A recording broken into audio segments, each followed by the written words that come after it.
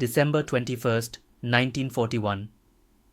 Dawn breaks cold and metallic over Wake Island, the surf pounding uselessly against a shoreline already cratered from days of bombardment. High above the atoll, 20,000 feet where the air turns thin and sharp, Petty Officer First Class. Masao Tanaka levels his Mitsubishi A6M Zero into a shallow climb. Through his frosted goggles, he spots them. 4 blue-gray specks struggling upward from the ragged edge of the horizon. 4 Grumman F4F Wildcats, what remains of Marine Fighting Squadron 211 after weeks of bombing, strafing, and sleepless nights. Tanaka smiles behind his oxygen mask. Grummans, he transmits to his wingman, his tone light, amused, slow ones. He isn't alone in that assessment. Every Japanese pilot aboard Hiryū and Sōryū has heard the same thing from veterans returning from earlier engagements. The American carrier fighter is laughably primitive, heavy, clumsy, ugly, an iron barrel with wings, nothing like the Zero, Japan's razor-sharp katana of the sky. Below, the Wildcats crawl higher, their Wright R1830 engines howling in protest. The sun glints off their stubby wings and square noses, shapes that look more like industrial accidents than fighters. They climb in tight formation because they must. Alone, a wildcat is prey. Together, perhaps they might survive a few seconds longer. To Tanaka and his comrades, the comparison feels almost cruel. The A6M Zero weighs half as much. It turns twice as fast. It climbs like it wants to touch the gods. It is the pride of the Imperial Navy's air arm, light, pure, lethal.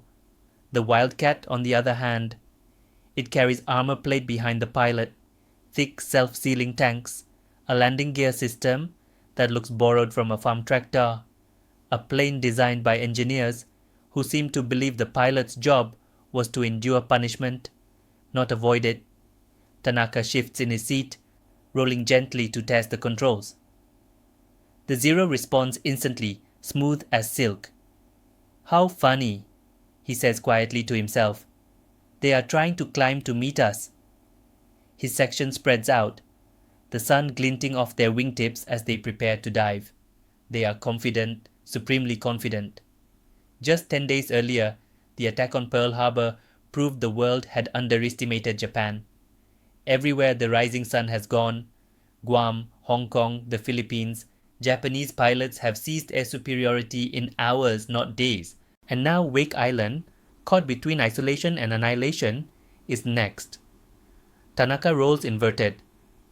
Below him, the Wildcats stabilize, their noses tipped upward, like stubborn animals pushing against gravity. He imagines their pilots, tired young Marines living on cold rations and hope, tightening their harnesses for yet another hopeless fight. "They must know they cannot match us," his wingman says. "They will discover it soon," Tanaka replies. He begins his dive. But as the Zero accelerates, slicing through the morning sky, there is something Tanaka does not know. Something no Japanese pilot up here can yet imagine. Those stub-winged barrels he sees as crude, their wings fold, neatly, precisely, like the arms of a steel insect. On an American carrier deck, that single innovation allows twice as many fighters to pack into the same footprint. For every Wildcat that falls, flaming into the Pacific, another waits below deck to take its place. Tanaka cannot see the factories on Long Island already surging, nor the engineers at Grumman designing improvements in real time. He cannot know that these Marines, fighting in obsolete hand-me-downs, are the last to fly Wildcats, without the full might of American industry at their backs. He cannot know that the Wildcat, mocked as a slow, overweight relic, will soon develop tactics that unravel the Zero's magic. That it will survive, hits the Zero cannot. That it will fight from carriers, Japan can never sink fast enough. He only sees 4 slow fighters. He only hears the rising scream of his own engine. And he only believes one thing: this will be easy. In minutes, reality will begin to prove him wrong. The skies over the Pacific are about to shift. Slowly at first, then violently. as the little Grumman with folding wings teaches the most elite pilots in Asia that toughness, endurance, and innovation can be deadlier than elegance. This is the story of how Japanese pilots laughed at the F4F Wildcat until it reshaped the war above them. Long before Japanese pilots laughed at it, the airplane that would become the F4F Wildcat began as a failure. In 1935, Grumman engineers proudly rolled out a new design, the XF4F1, a biplane fighter meant to replace the aging F3F series. But even as the prototype took shape, the aviation world was already moving past it. Monoplanes were the future. Sleek, clean-wing machines were sweeping across Germany, Britain, and Japan. The US Navy knew it too. Before the biplane version even flew, the Navy informed Grumman that any replacement for its frontline fighters needed just one thing, a single set of wings. What followed was a frantic reinvention. Grumman tore apart their own design and rebuilt it as a monoplane, the XF4 F-2. The prototype had promise, but when the Navy tested it against Brewster's new F2, a Buffalo, in 1938, the Wildcat lost the competition. The Buffalo became the Navy's first monoplane fighter, and Grumman's project was left on life support. Yet the Navy didn't cancel it, because even in defeat, the Wildcat prototype showed something that the Buffalo did not: ruggedness. The Navy had operated from aircraft carriers long enough to know what mattered most. Fighters don't just need speed and agility, they need to survive brutal landings, catapult shots, saltwater corrosion, and battle damage. Brewster's Buffalo was lighter, faster, and more nimble on paper, but its structure was fragile. It deformed under stress, it overheated, it stalled in tight turns. The Wildcat, it felt like a miniature battleship. Grumman's motto was Grumman Iron Works for a reason. Their planes were engineered with a brutal, almost agricultural strength. Thick spars, beefy landing gear, armor plates, redundant cables. Test pilots joked that if you flew a Wildcat into a brick wall, the brick wall would lose. The Navy ordered more prototypes. By 1940, with war looming on every horizon, the US Navy officially adopted the F4F-3 Wildcat as its standard carrier fighter, and almost immediately its limitations appeared. It was slower than European fighters. It climbed poorly. Its controls grew heavy at high speeds. It rolled well in one direction, poorly in the other. Compared to Japan's newest fighter, the Mitsubishi A6M Zero, which American intelligence had only glimpsed through fragments of reports, the Wildcat looked hopelessly outdated. But the Navy saw something deeper: a foundation, a fighter that could be improved, strengthened, armed, and, most importantly, operated from a carrier deck with reliability that pilots trusted with their lives. The Zero had dazzling agility and extraordinary climb, but it pursued performance through the removal of armor, structural reinforcement, and fuel tank protection. It was a knife blade, sharp, deadly, but fragile. The Wildcat was a hammer.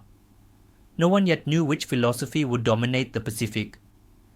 For decades, the US Navy had been quietly preparing for a war few civilians believed would come. Its aircraft carriers, Lexington, Saratoga, Enterprise, Yorktown, were floating experimental laboratories that refined the art of naval aviation. Pilots practiced formation launches, deck landings, and long-range scouting. The Wildcat arrived into this doctrine not as a showpiece, but as a tool, one that had to work every time, in the harshest conditions imaginable. Its stubby design wasn't elegant, but every feature had purpose. Self-sealing fuel tanks kept pilots alive when hit by 7.7mm machine gun fire or even 20mm cannon shells. Armor plate behind the pilot, something the Zero entirely lacked, saved countless lives. Electric wing folding, stowing mechanism allowed storage of more fighters on a carrier than any other navy on Earth. Simple, robust controls meant even moderately trained pilots could master it quickly. This mattered, because the Navy understood something Japan did not: A long war is not won by the best airplane. A long war is won by the best system, carriers, logistics, maintenance, organization, and survivability. In the years before Pearl Harbor, Japan's naval air arm was the most elite in the world. Its pilots were handpicked, extensively trained, and forged through brutal operational missions in China. Their aircraft reflected this philosophy, machines built for the finest pilots alive, emphasizing agility above all else. The Zero's performance in 1940 stunned foreign observers. It could outturn, outclimb, and outmaneuver nearly every Western fighter then flying. Early combat reports from China and the Pacific describe Japanese fighters climbing at impossible angles, hanging effortlessly in vertical maneuvers, and dancing around heavier enemy aircraft. So when Japanese aviators first encountered the Wildcat in late 1941 and early 1942, their reaction was predictable. They laughed. The Wildcat was the anti-Zero. Heavy, armored, stubborn, slow to accelerate, slow to climb, and physically incapable of matching the Zero in a turning fight. From the cockpit of an A6M, it must have looked prehistoric. Yet this difference hid a truth none of them could yet see. The Zero gave its pilots the illusion of invincibility. The Wildcat gave its pilots time. Time to absorb damage. Time to return home. Time to fight again tomorrow. Wake Island wasn't the first place a Wildcat flew in combat. Small detachments had been patrolling for days beforehand, but it was the first time Japan saw the Wildcat's spirit. Against overwhelming odds, VMF 211's handful of pilots fought with a ferocity that shocked their attackers. Despite poor logistics, battered aircraft, and constant bombardment, they inflicted real losses, destroying several aircraft, damaging ships, and even contributing to the sinking of the destroyer Kisarage. Japanese pilots dismissed this as luck. They called the Wildcat inferior, obsolete, laughable, and yet, every time they thought the last Grumman had finally been destroyed, another climbed stubbornly into the sky. What they did not know was that Wake was only the beginning. The Wildcats aboard Enterprise and Yorktown were training, learning, and preparing. The pilots were discovering that they did not need to outturn the Zero. They only needed to stay alive long enough to fight as a team. The Wildcat was not designed to win a duel, it was designed to win a war. And the war was just beginning. The Wildcat's road to the Pacific was not a straight line. It was a story of failures, redesigns, accidents, grudging acceptance, and finally, mastery. Long before Japanese pilots mocked its stout little silhouette, the American Navy had already spent years learning what the Wildcat could and could not do. The evolution began in the late 1930s when every major power was racing toward the monoplane revolution. Grumman's early prototypes struggled. One version overheated constantly. Another shook so violently in dives that test pilots refused to take it past 250 knots. But Grumman engineers kept reinforcing, thickening, and simplifying. They weren't chasing elegance, they were chasing durability. By 1940, the F4F entered service with the US Navy, and almost immediately the pilots found problems. The landing gear, which retracted by hand crank, required more than 30 turns.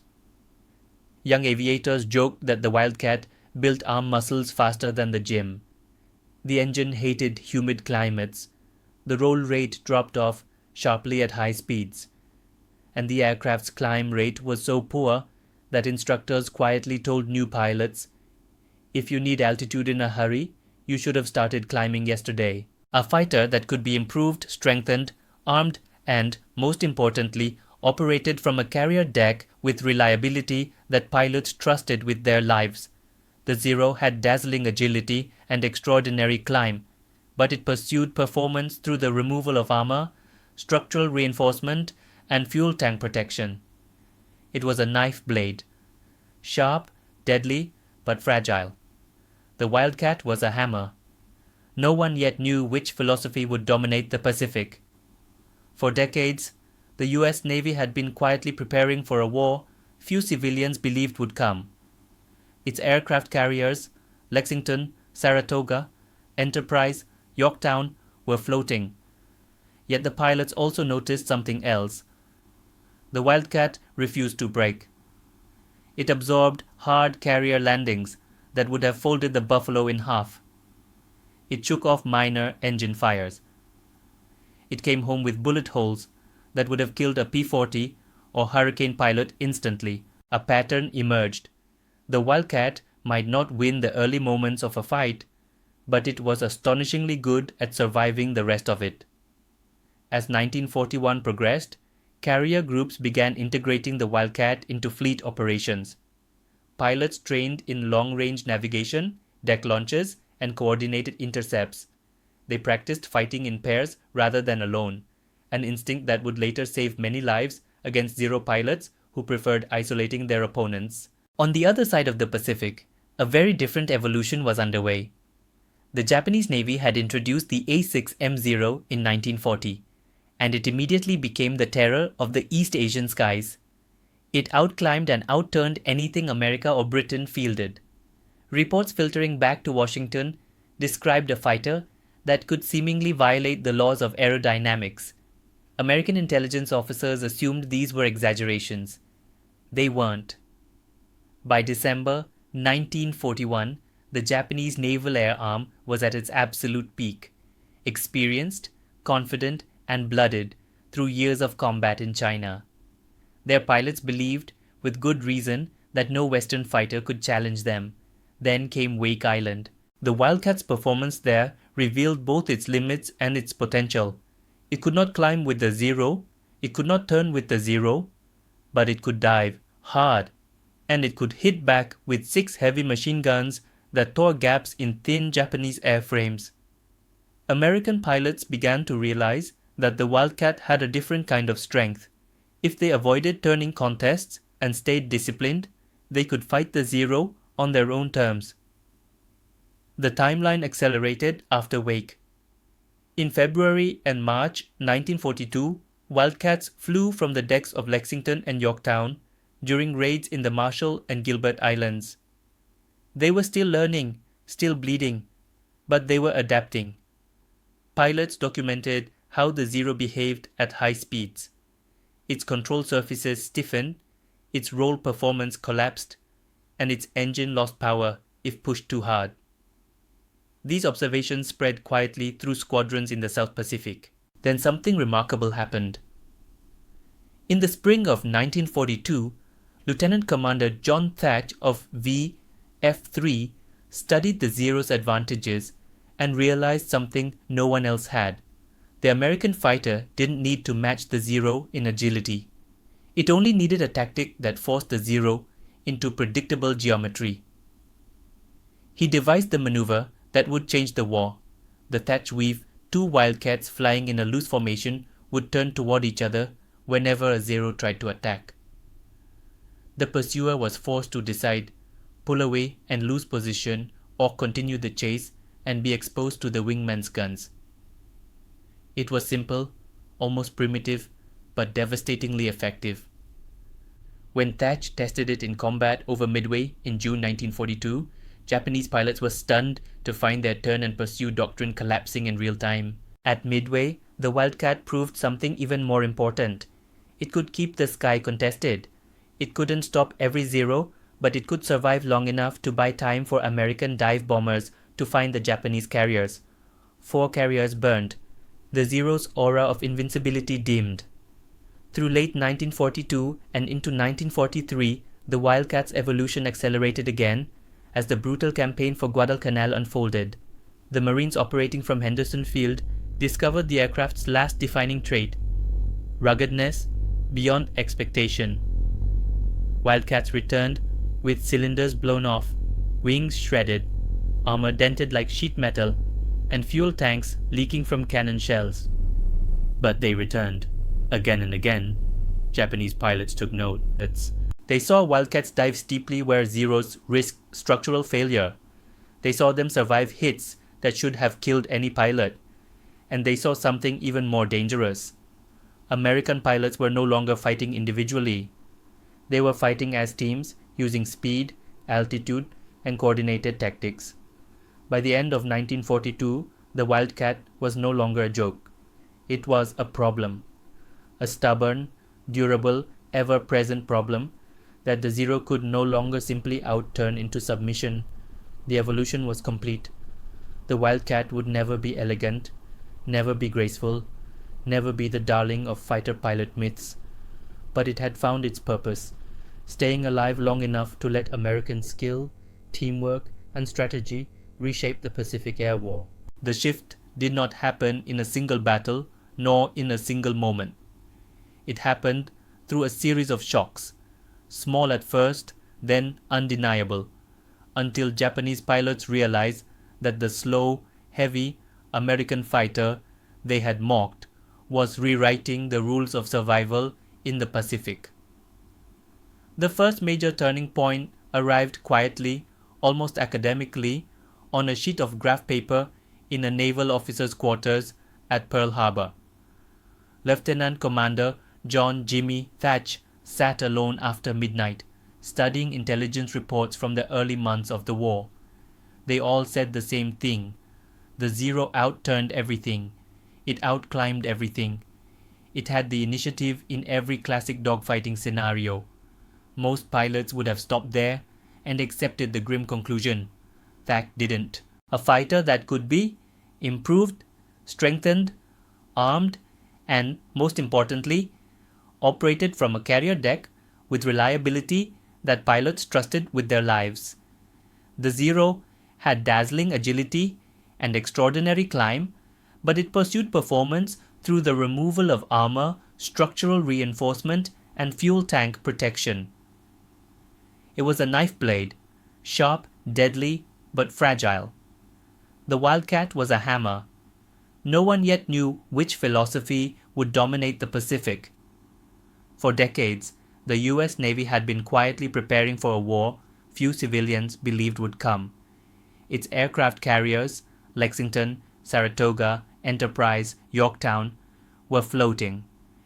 Instead, he imagined the Wildcat not as a single fighter locked in a duel, but as part of a pair, two aircraft moving like the teeth of a closing trap.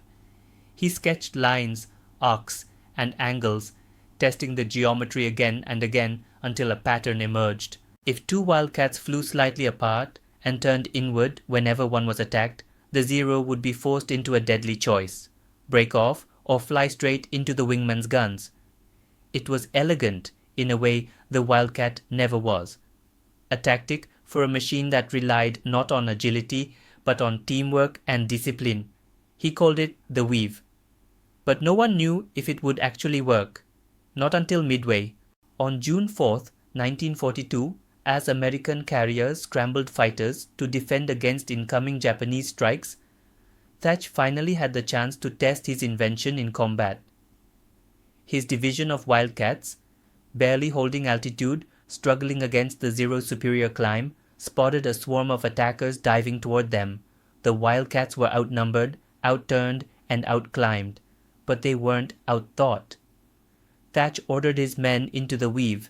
The Japanese pilots, skilled and aggressive, dove straight in, expecting easy kills. Instead, they found themselves flying into a moving crossfire. When one Zero singled out a Wildcat, the wingman turned, lining up shots before the Zero could roll away. The attackers repeated the mistake again and again, trained by doctrine to chase a turning opponent without considering the danger of the aircraft beside it. When the fight ended, the Wildcats had survived. Several Zeros fell burning into the sea. And more importantly, American pilots had learned something new. The Zero's strength, its instinct for tight, aggressive pursuit, could be used against it. Word of the weave spread across carrier decks, briefing rooms, and jungle airstrips throughout the Pacific. The second turning point came months later over Guadalcanal. Here, the Zero's greatest weapon, its supernatural agility, met the one environment where its fragility could no longer hide. The air war over the Solomons was a grinding, attritional nightmare. Pilots flew from Henderson Field, a strip of coral and crushed rock, where Wildcats took off, with dust clouds trailing behind them, and landed through curtains of Japanese artillery fire.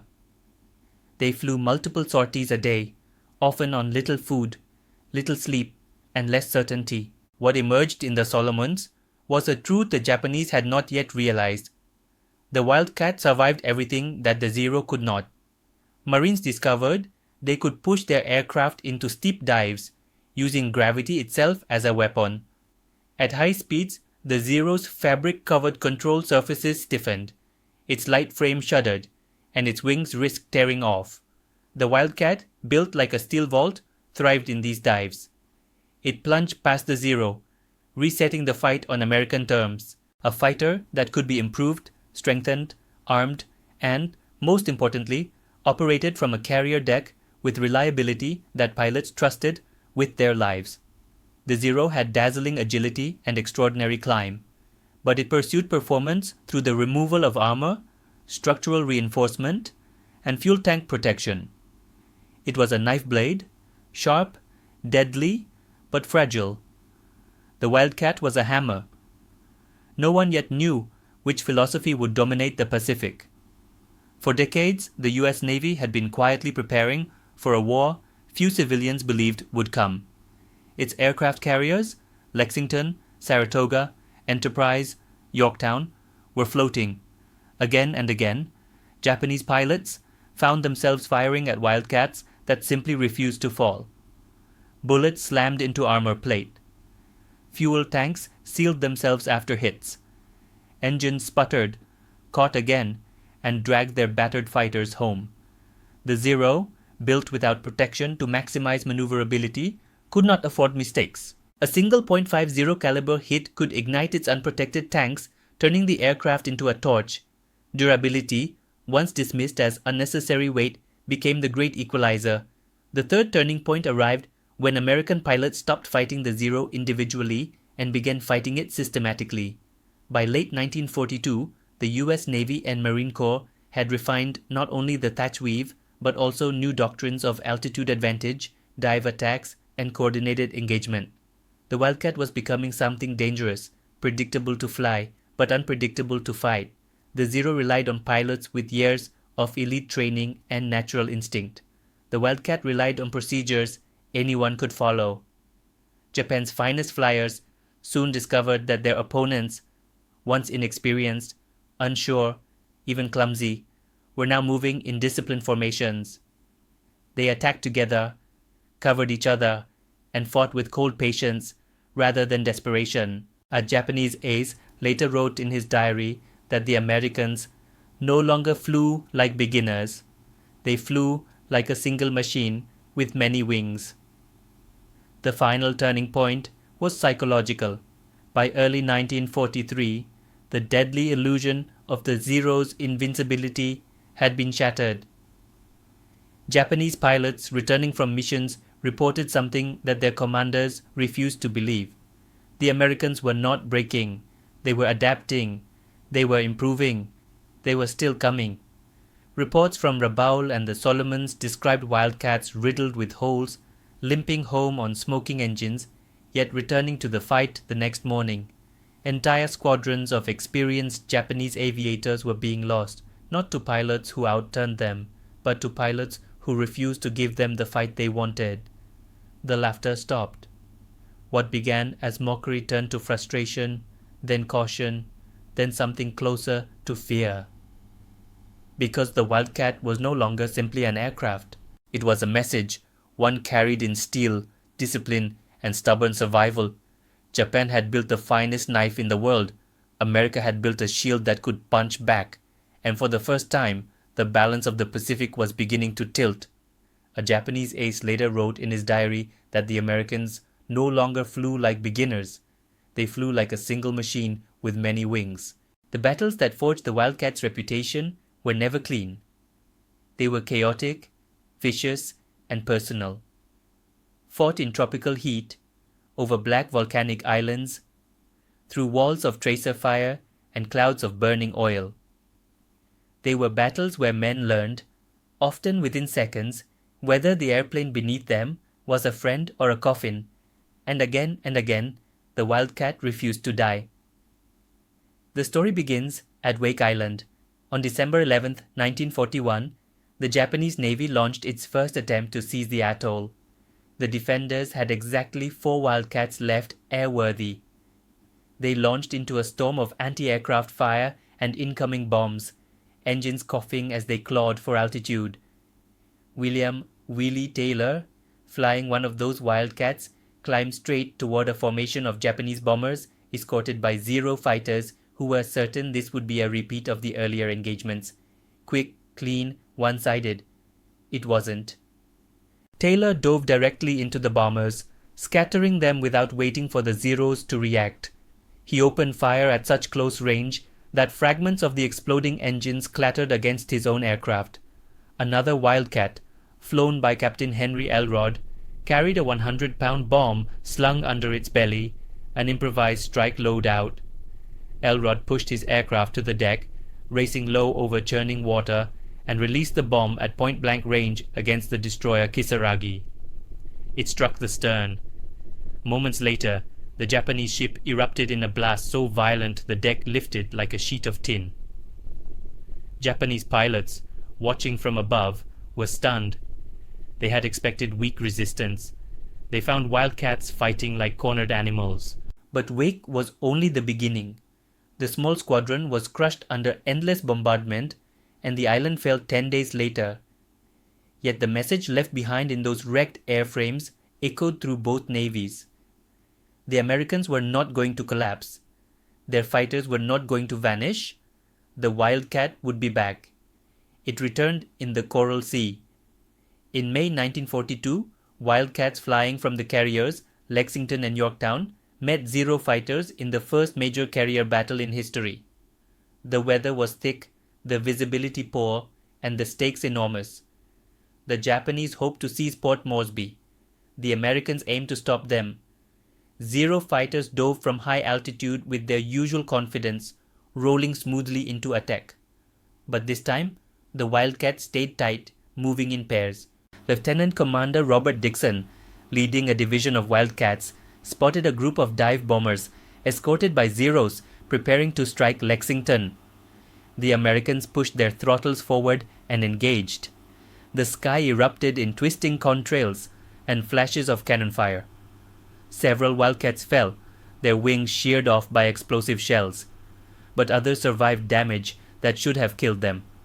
Dixon's aircraft returned with holes punched through the wings. Another pilot landed with half his elevator missing. The ground crew stared in disbelief. No fighter they had previously serviced could have endured this.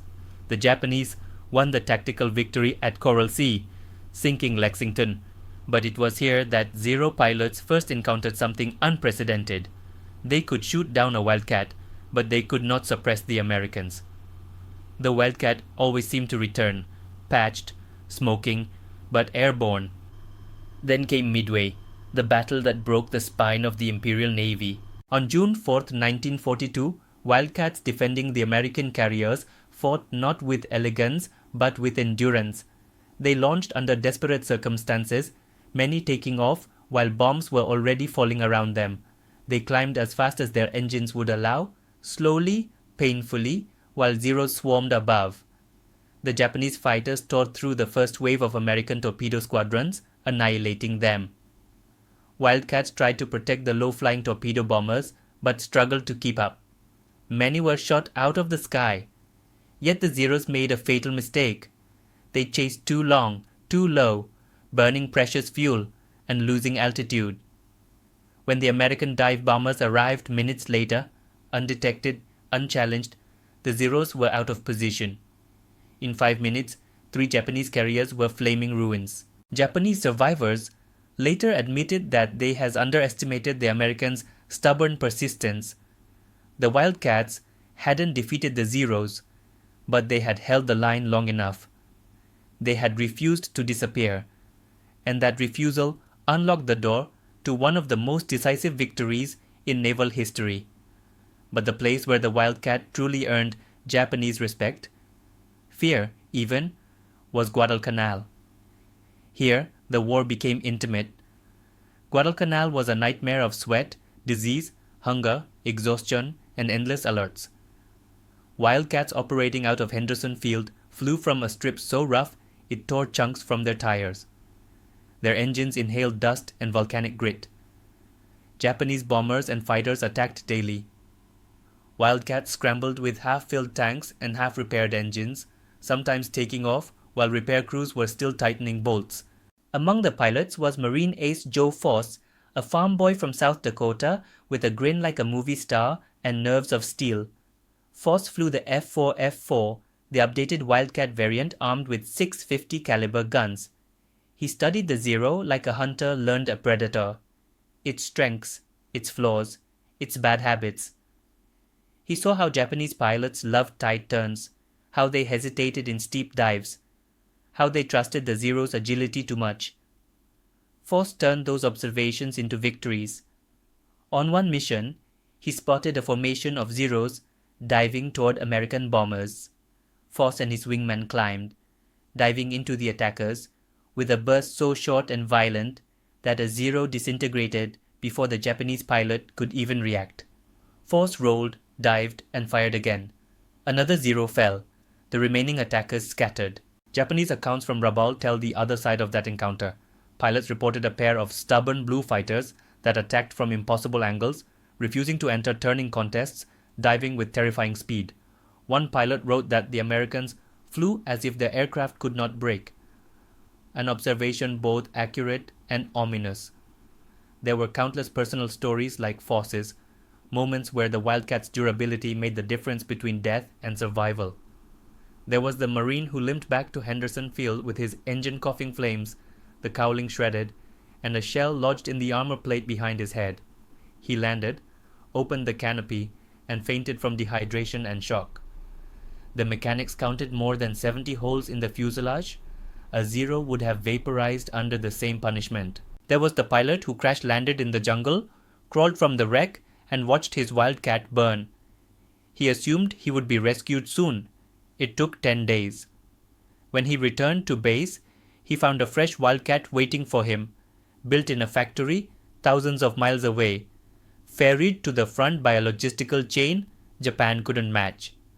And there was the pilot who, after taking cannon hits in the wing, punched his cockpit frame with anger, only to realize the aircraft was still flying.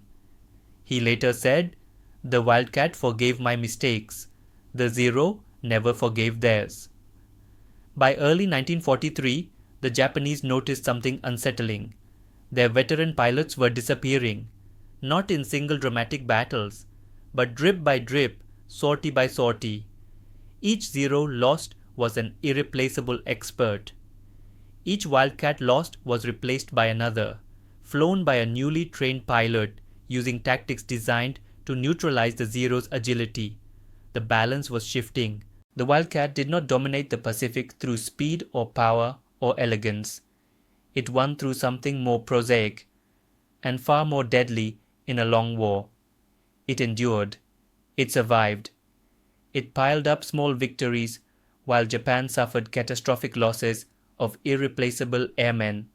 Even when newer American fighters like the Hellcat and Corsair arrived, the Wildcat continued flying from small escort carriers, hunting submarines, supporting landings, and dueling Japanese fighters in the Solomons and Gilberts. It never looked impressive, but men trusted it. By the end of the war, Japanese pilots who had once joked about the little barrel spoke of it with respect, sometimes admiration, sometimes bitterness, sometimes fear. They had seen too many of them climb back after impossible damage. They had lost too many friends who underestimated those 6 heavy guns. The Wildcat had become everything the Zero was not: armored, resilient, survivable. A fighter built not for acrobatics but for the brutal arithmetic of attrition. And in that arithmetic, it was the Americans who came out ahead. Long before statistics revealed the shift in air superiority, the minds of the men who fought in the Pacific recorded it first. The psychological war between Wildcat and Zero unfolded not only in the sky, but in the hearts of the pilots strapped into those vibrating cockpits, staring through scratched canopies at enemies closing fast. For Japanese pilots, the war began with absolute confidence. They had trained longer, fought earlier, and flown aircraft that seemed untouchable. In 1941 and early 1942, Zero pilots felt like gods.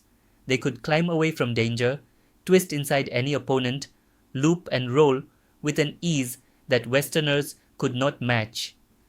Their instructors told them the Wildcat was slow, heavy, and inferior. Their first encounters only reinforced this belief. But then small doubts appeared. Quiet, almost invisible. The Wildcat pilots they shot down often bailed out alive. Many crashed near friendly territory and reappeared in later battles. Even battered planes limped home through storms of cannon fire. Zero pilots returning to base began muttering a phrase that had never existed before. These Americans do not die easily. The first real crack appeared over the Solomons. Reports from experienced Japanese flight leaders noted that the Americans were no longer engaging in turning battles. They were diving away, regrouping, and returning with wingmen. The Zero pilots found themselves chasing for too long, burning too much fuel, only to be ambushed by another Wildcat, firing from an unexpected angle. The Americans were changing. They were learning. Pilots who had once mocked the Grumman fighter began warning newcomers, "Do not underestimate them. Their aircraft is harder than ours." Veteran Japanese aces wrote in diaries, sometimes shakily, that they feared the American system more than the planes themselves. The Wildcat didn't fly alone. It flew as the tip of a massive industrial spear. For every Zero lost, Japan lost a year of training. For every Wildcat lost, America replaced it with two more, flown by pilots who arrived better trained, better supplied, and better briefed. The psychological toll deepened after Midway. The loss of Japan's carrier strike force meant that their elite aviators were suddenly precious, fewer in number, and far more difficult to replace. Every dogfight became a risk instead of a sport. Zero pilots began to feel the weight of their own fragility. They knew that one burst from a Wildcat's 6 heavy guns could incinerate their unarmored fuel tanks. They knew their aircraft burned instantly once hit. They knew mistakes were fatal. The Wildcat pilots felt a different pressure, a quieter, more enduring one. They knew the Zero could outfly them in almost every traditional maneuver. They knew climbing to intercept meant struggling for altitude while the Zero waited above. Many described the first time they saw a Zero roll effortlessly into a tight climbing turn as a punch to the gut. Yet they also learned that fear could be tempered by discipline. They trained to think geometrically, not emotionally. They memorized every tactic the Zero preferred, every corner speed, every vulnerability. Pilots repeatedly described the moment they first used the thatch weave successfully. A Zero would latch on behind them, close, deadly, inevitable, and instead of panicking, they held formation, waited for the maneuver to unfold, and watched the attacker suddenly fly into the teammates' guns. Victory produced not exhilaration, but relief. Wildcat pilots talked less about triumph and more about survival. Many returned to deck crews shaking, drenched in sweat, sometimes crying. Yet each successful landing built confidence. The Wildcat could take the punishment. They could take the punishment. Slowly, the fear shifted. By early 1943, Japanese aviators reported an unsettling pattern. The Americans always returned. They fought all day, every day, from rough strips and rolling carriers. They showed no sign of exhaustion despite the heat, disease, and constant stress. Their tactics grew sharper, their formations tighter, their discipline harder. One Japanese ace wrote that American pilots fought like men who believed they would live tomorrow, while Japanese pilots fought like men trying not to die today. For the Japanese, the Wildcat became a symbol of unwelcome truth. The war was changing and time was no longer on their side. For the Americans, the Zero remained dangerous, deadly, and respected, but no longer invincible. The Wildcat's impact on the Pacific War was never about elegance or technical superiority. It was about what it allowed the United States Navy to do, and what it denied the Imperial Japanese Navy. Strategy, not performance, is where the Wildcat quietly shaped the course of the conflict. Its greatest contribution came from something that seemed trivial at first glance: folding wings. The Grumman stow-wing mechanism transformed American carrier decks into densely packed hives of fighters. While Japanese carriers could only carry a limited number of Zeros due to rigid wing structures, American carriers could store Wildcats with their wings folded neatly upward, doubling the number of fighters that could be launched in minutes. Every extra Wildcat meant more interceptions, more escorts, more eyes scanning the sky. This mattered in ways that Japanese planners failed to appreciate. In a carrier war, the side with more fighters survives longer. The side with more survivors keeps its dive bombers and torpedo planes alive, and the side that keeps its strike aircraft alive wins the battle, the campaign, and eventually the ocean. The Wildcat wasn't faster than the Zero, but there were more of them. They weren't more maneuverable, but they lasted longer. The Zero could slice apart individual opponents, but it could not slice apart a system built on mass, logistics, and replenishment. And that system began at the deck edge, rows and rows of folded Wildcats ready to launch. The second strategic effect came from durability. Every Wildcat that returned home, even smoking, limping, shaken apart by cannon fire, taught American commanders more about Zero tactics, strengths, and weaknesses. Pilots who survived could brief the next squadron. Ground crews could map bullet patterns, analyze damage, and recommend improvements. Japan could not do the same. When a Zero was shot down, the pilot and all his experience died with it. No armored seat, no self-sealing tanks, no second chances. The Zero was a weapon designed for short wars and decisive victories. The Wildcat was a weapon designed to survive long enough for America's industrial power to come online. The results became clear by late 1942. Every month, Japan's pilot quality declined. Every month, American pilot skill increased. Every month, Wildcats arrived in crates, stacked in hangars, rolled from factories, fighters identical enough that training was predictable and maintenance straightforward. This predictability was its own kind of weapon. Small escort carriers, often ignored in grand strategy, became mobile Wildcat platforms in 1943. These jeep carriers, cheap and expendable, escorted convoys, protected supply lines, and filled the air with Wildcats wherever the fleet needed them. Japan had no equivalent. The Wildcat made the Pacific safer for American shipping and more dangerous for Japanese submarines and reconnaissance aircraft. Strategically, the Wildcat bought time. Time for the United States to train new pilots by the thousands. Time for engineers to perfect the Hellcat and Corsair. Time for America to build a new navy in the middle of a war. When the Grumman F6F Hellcat entered combat in late 1943, it arrived into a sky already shaped by the Wildcat's sacrifices. The Hellcat was faster, stronger, and deadlier. But it succeeded because the Wildcat had kept the Zero from achieving absolute dominance in the critical first year of the war. Japanese pilots noticed this shift in painful ways. They found themselves facing not just better planes, but fresher pilots, larger formations, and tighter tactics. The Wildcat had held the line long enough for its successors to break it entirely. In the end, the Wildcat's strategic legacy is simple. It prevented Japanese air superiority during the only period when such superiority could have changed the outcome of the war. It kept carriers alive at Coral Sea and Midway. It kept Henderson Field supplied during Guadalcanal. It kept American pilots alive long enough to learn, adapt, and return.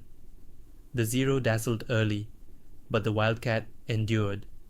And in a long war, one measured not in perfect maneuvers, but in cumulative survival. That endurance was the difference between losing the Pacific and winning it. When the war finally shifted beyond the Wildcat's prime, It did so not because the aircraft failed, but because it had succeeded so completely that newer machines could build upon its lessons. The F6F Hellcat and the Champfort Corsair, sleek, powerful, modern, would go on to rack up the staggering kill ratios that defined the later Pacific campaigns. But beneath their triumphs lay the shadow of the squat, stubborn fighter that had fought the Zero at its peak. The Wildcat's legacy is written in the machines that replaced it. The Hellcat inherited its toughness, its armor, its reliability.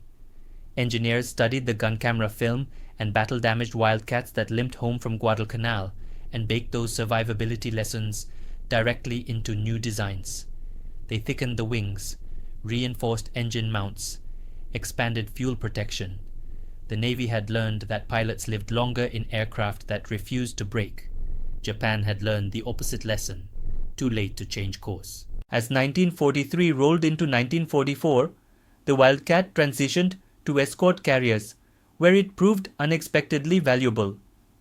These slow, boxy ships needed a fighter that could launch from short decks, endure rough seas, and intercept enemy bombers or submarines at a moment's notice. The Wildcat fit perfectly. Its rugged landing gear, compact stance, and forgiving handling made it ideal for inexperienced naval aviators flying from carriers barely larger than a football field. In the Atlantic, Wildcats hunted U-boats. In the Pacific, they strafed barges, patrolled island chains, and defended amphibious landings. At Leyte Gulf, Wildcat pilots from escort carriers threw themselves against Japanese battleships and cruisers, knowing their planes were outclassed but trusting their machines to get them home. Many did. By the war's end, the Wildcat's combat record told a story no one in 1941 would have believed. Its kill ratio, roughly 6-1 against all Japanese fighters and around 5-1 specifically against the Zero, exceeded every expectation for an aircraft that began the war mocked as obsolete. It had fought in every major Pacific campaign. It had flown from every type of carrier. It had survived battles that consumed entire squadrons of other fighters. Yet the Wildcat's true legacy is not measured in numbers. It lives on in the pilots who stepped out of battered airframes with oil-streaked faces and trembling hands, knowing that their aircraft had saved them. It lives on in the Japanese pilots who once dismissed the F4F as a crude American toy, until they were forced to respect it, fear it, or fall before it. It lives on in every historian who looks back and sees the invisible,